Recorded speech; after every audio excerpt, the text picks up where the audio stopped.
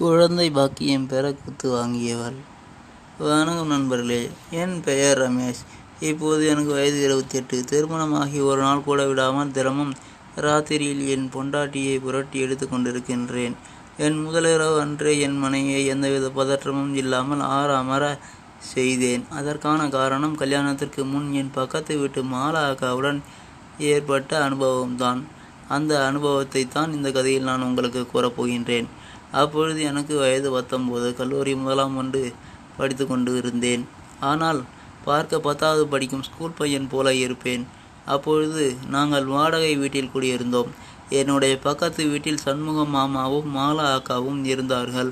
சண்முகம் மாமா அரசு பஸ்ஸில் கண்டக்டராக வேலை செய்து வருகின்றார். மாமா முதல் நாள் மாலை 6 மணிக்கு வேலைக்கு போனால் அடுத்த நாள் நைட்டு 8 மணிக்குத்தான் திரும்ப வருவார். அந்த காலகட்டத்தில் எங்கள் வீட்டில் டிவி இல்லை. ஆனால் சண்முகம் மாமா வீட்டில் டிவி இருந்தது. கல்லூரி விட்டு நான் வீட்டிற்கு வந்ததும் மாமா வீட்டிற்கு டிவி பார்க்க சென்று விடுவேன். மாமாவும் அக்காவும் எதுவும் சொல்ல மாட்டார்கள். நான் அவர்கள் வீட்டிற்கு சென்றால் எனக்கு காஃபி, பிஸ்கெட் எல்லாம் போட்டு கொடுத்து என்னை அன்பாக பார்த்து கொள்வார்கள்.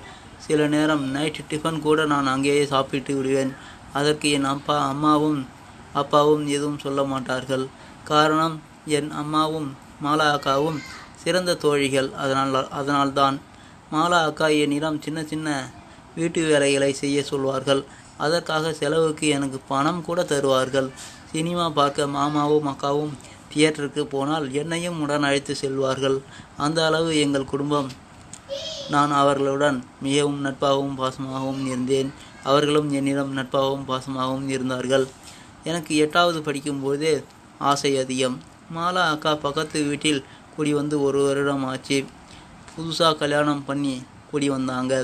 மாலா அக்கா வந்ததிலிருந்து எனக்கு அவங்கள நினச்சி என்னுடைய ஆசையை வெளியெடுத்து கொண்டிருந்தேன்.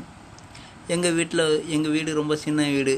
அதனால் ஊர்லேருந்து யாராவது விருந்தாளிகள் வந்தாங்கன்னா நான் மாலா அக்காவின் வீட்டிற்கு சென்று படுத்துக்கொள்வேன். மாமாவும் அக்காவும் எதுவும் சொல்ல மாட்டார்கள். நான் ஹாலில் படுத்து கொண்டு இருப்பேன். மாமாவும் அக்காவும் பெட்டில் படுத்து கொண்டு இருப்பார்கள்.